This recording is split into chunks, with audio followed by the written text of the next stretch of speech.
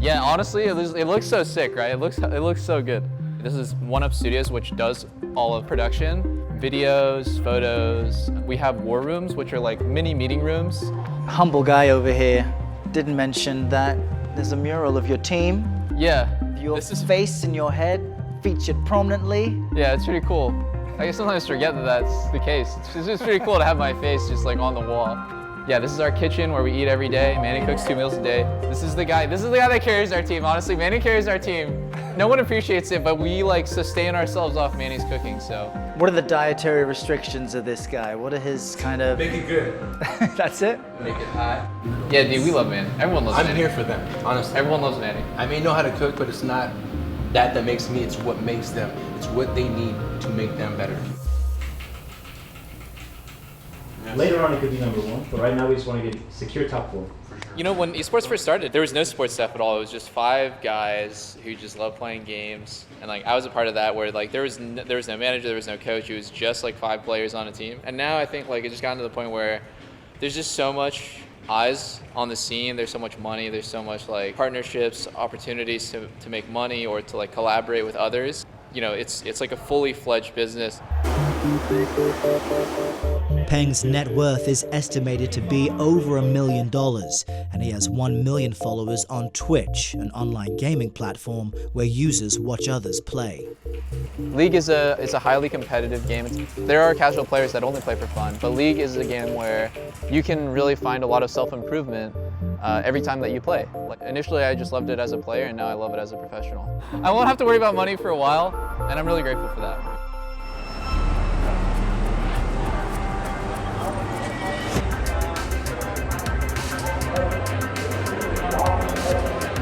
As fortunes rise for top esports players, many parents that might have once discouraged their kids from spending hours playing video games are now cheering them on.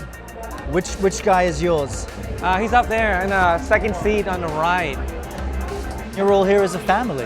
Yeah, because I enjoy it. I can relate, right? Like many parents at this local esports competition, Hui Dang Vu is eager for his son Connor to excel as a gamer. I'm not in the video game industry. I have a finance background. Being online has the same social dynamics as any other team sport. If he can be successful playing video games, he wanted to pursue this, I would be very supportive of it.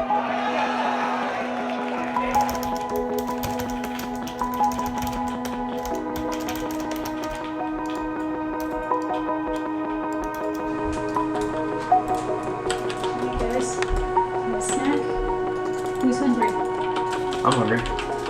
Since Connor loves gaming so much, I actually looked up online what the average salary for a pro player is, and I think it's around 60,000 or something. I feel like the skills that he's learning will go, even beyond the gaming world. Oh! You wrecked him. You got him, honey. Gotta have more confidence. Oh yeah, you're way faster than him. You're a master at Genji. No, stop. All right. Oh, no. I can't handle the stress. Maybe the piano lessons, all the traditional things that maybe I even did with my oldest child. Maybe it's time for us as a different generation to look at things through their eyes. Hey Connor, you just got this text from your teacher. Good luck, Connor, today in the 1v1. Last night, one of our players who won the Fortnite tournament was offered a scholarship. Wow, that's impressive. Are you now wanting him to be much better at these games and improve skills? That is kind of where I'm going now, like understanding that there's like clubs and leagues and things like that, and that maybe there's even support in the college environment for this, that there's scholarships available. So let's see where it goes. Did you just win? Yes. You won the tournament? Yeah, play of the game right here. This is how he won right here. Pretty epic win right here. Elite teenage players are now getting access to the same resources as conventional athletes. Colleges have launched competitive esports leagues, and over 100 high schools have developed dedicated esports programs as part of a recently created North American Scholastic Esports Federation.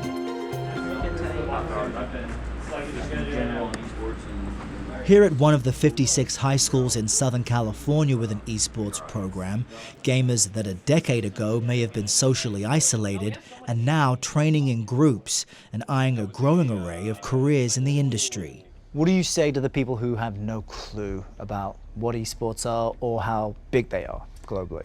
I think simply this is a new world. There's so many subsidiaries that go into the esports and the gaming industry as a whole. There's the IT directors, there's the marketers, there's the coaches, there's a whole community that's involved, and it's not just people who play the games. What is the biggest misconception about gamers like yourselves? They're just a bunch of nerds or something like that.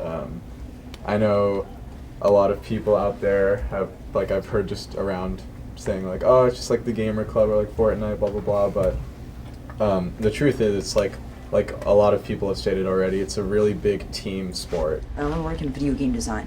Like, I know USC has a great video game design program there. With this club, with the help of this club, I've developed a love for computer science and programming.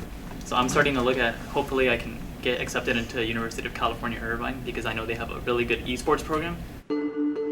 But for the elite few who have their sights set on the arena, the road to stardom can take a heavy toll.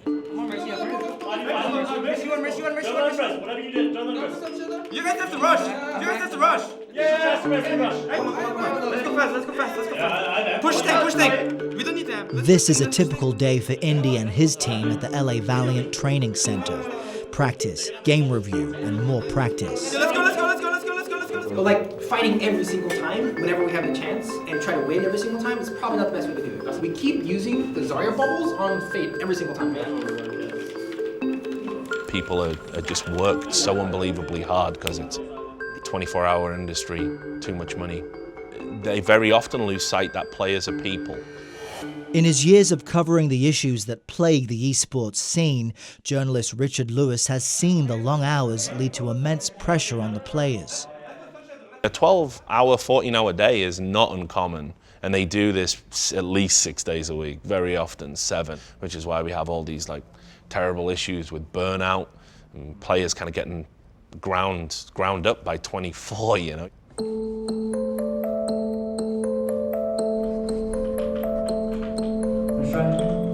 Indy has earned a reputation for working long hours, and at 18 years old, he's starting to get injuries more common to people at least twice his age.